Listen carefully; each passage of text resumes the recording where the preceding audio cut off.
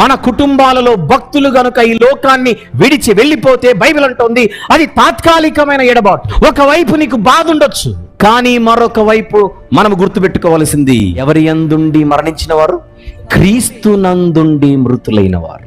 భక్తుల మరణం దేవుని దృష్టికి విలువ గలదే. వారి మరణ దినము ఎంతో మేలైనదే. ఈ పౌలు భక్తుడు అంటున్న మాట, బ్రతుకుట క్రీస్తే, చావైతే లాభము. మరణము లాభమా? అవును. ఎవరికి? భక్తులకు మరణము లాభమే. ఎవరైనా మన దగ్గరకు వచ్చి ఈ ఇల్లు మీదే అన్నాడు అనుకోండి, పండగే. ఈ ల్యాండ్ నీదే అన్నాడు అనుకోండి, పండగే. ఈ కారు నీదే అన్నాడు అనుకోండి, పండుగే.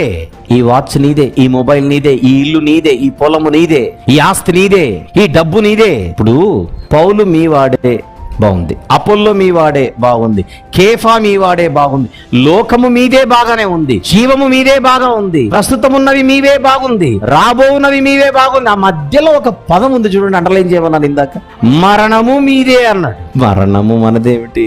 ఈ పొలము నీదే అన్నట్టు చెప్పాడు, మరణం మీదే అని. ఈ పొలము మీదే అంటే వందనాలండి, మీరు చాలా గొప్పోళ్ళు, చాలా చాలా వందనాలని చెప్పి. ఈ ఇల్లు మీదే ఆస్తి, ఈ పొలము మీదే ఆస్తి, ఈ వాహనము మీదే ఆస్తి, ఈ మరణము మీదే ఆస్తిగానే ఉందది. విందాం అసలు నిజం. భూమి మీద భక్తులకు దేవుడు మరణాన్ని ఒక ప్రాపర్టీగా ఇచ్చాడు. మరణము భక్తులకు ఆస్తి. ఇంకా చెప్పనా, మరణము భక్తులకు సేవ చేయడానికి దేవుడు పెట్టిన ఒక సేవకుడు. భక్తిహీనులకు మరణము యజమాని, భక్తులకు సేవకుడు. భక్తులు లోకాన్ని విడిచిపెట్టేటప్పుడు మరణము అనే డ్రైవర్ రథము తీసుకొని ఇంటి బయట ఉంటాడు.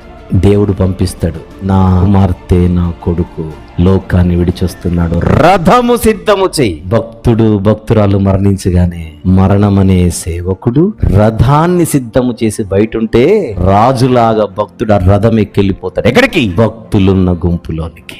ఇది వాస్తవం.